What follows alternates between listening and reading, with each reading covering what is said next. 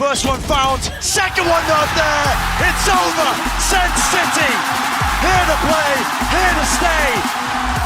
And history has been made. They did it. Against all odds, Sentinels became your Masters Madrid champions. Somehow the team that was dead in the waters just 6 months ago had became VCT champions. But this team had no business being here in the first place. As a team, Sentinels were never meant to win another championship. A team filled with has-beens, should-haves, and an endlessly rotating door of players and coaches that had never seemed to click. Every day, it seemed like nothing was going to change and Sentinels were never going to return to the glory they had in the beginning of the game. Yet throughout all the chaos, Sentinels as a whole managed to steel themselves in order to gain some sort of resolve throughout the off-season. And as I watched TenZ lift his second trophy ever, I wondered, how did Sentinels ever won this tournament?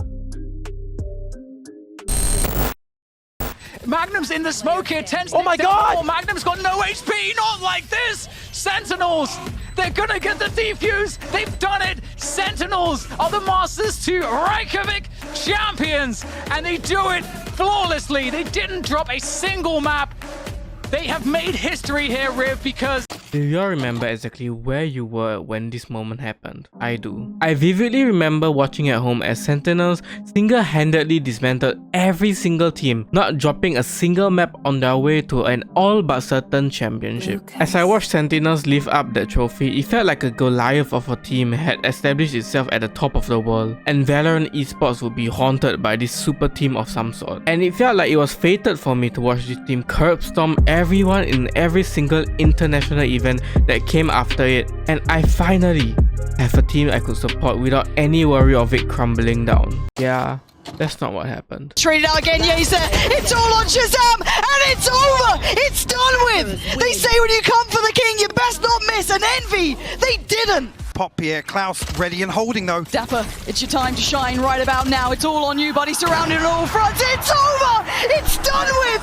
Crew against all of our expectations, against all odds. Send Sentinels home. I am absolutely speechless right now. Their first international. Valorant was and still is an ever-changing landscape. Unlike its predecessor, lack of innovation was punished severely, and Sentinels were made an example of that in the events following their unbelievable run at Reykjavik. In the following months, their inability to adapt to new metas and agents were obvious. While their competitors shifted away from the styles like Double Duelist and were able to play agents like Neon and Fade, Sentinels weren't able to do that, and the stats back it up as well. In the following Masters event, out of the 12 maps the Sentinels played, they ran Double Duelist 10 times, winning only half of those matches, which leads it to a 50% win rate. What about the other 2 maps? Surely they won't have the same win rate as well. Well, you will be wrong, because on their other 2 maps, they won 100% of the time. But the one thing that baffles me is that if you look into the compositions of agents they ran, you would notice something even more strange: the lack of a Killjoy, the latest agent that was available at Masters Berlin, and even Masters Reykjavik, which coincides with the maps they won. Both had a Killjoy on their team. This lack of ability or willingness to change literally killed this team. And in the following months, even years, it launched Sentinels into a collision course towards disaster. After Champions, Sentinels began to falter. During challenges, they secured victories in 3 out of the 5 matches. Yet each match went to all 3 maps against relatively weaker opponents. However, losses to Optic and V1 highlighted the cracks in their game plan. The spiral continued into the playoffs, where they suffered humiliating defeats against The Guard and V1. This was a major setback for Sentinels as they missed out on their first ever international tournament. In Stage 2, Zoms was replaced by Kampeki, with Rockers from FaZe joining as head coach. However, even with changes to the starting lineup, the situation went from bad to straight up abysmal. 1v4. Some of them are weak, but it's not going to... Again, the young buck for Sentinels left in it, and it's not going to happen. 13-4. They're trying to come in. That null command gets cancelled right away, and that is it. Calm going to work. Comes in for the knife. He gets the knife, but he's down to 14 HP. Then Calm. Got a little touch and go. Sentinels made a run at it, but FaZe Sentinels back. There are only 2 that remain. It's all 1-1, 16-4. So weak. The dog. Oh! Oh my god. Sentinels proceed to lose every single group stage game. It was undeniable how bad they were. They looked like silver players at one point. It was horrendous.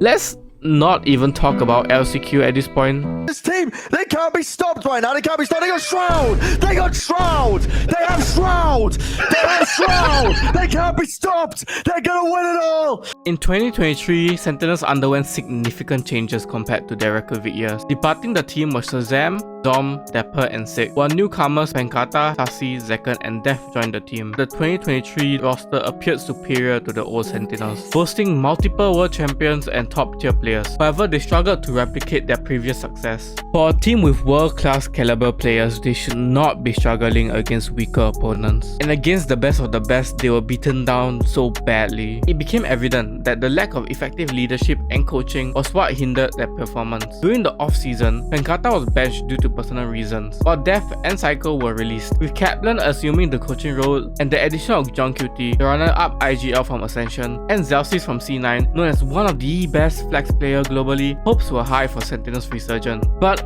we've seen this before.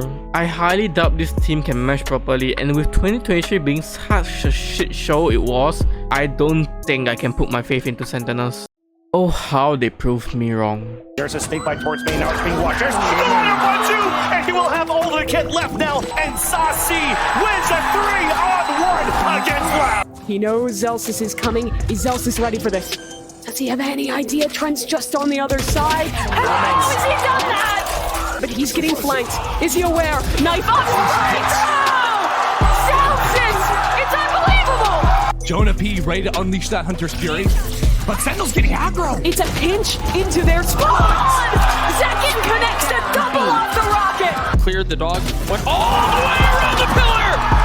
Tense does it again! Sentinels not only beat the hardest group stage in America's kickoff, Sentinels not only beat 3 other teams in the play-in to make it to the playoffs. Sentinels not only beat NRG and Loud, proving that they are the best in North America. They managed to win a whole damn tournament in the meanwhile. When I say Sentinels should have never won this tournament, I mean it, because they had the hardest route of all the other teams in Valorant. From the abysmal fall-off in 2022 to the failed promise of 2023, this team seemed like it was at its wit's end, and 2024 was looking like a repeat of its previous years. So when Sentinels lifted up that Masters Madrid trophy, you got to think to yourself, how the fuck did they do it?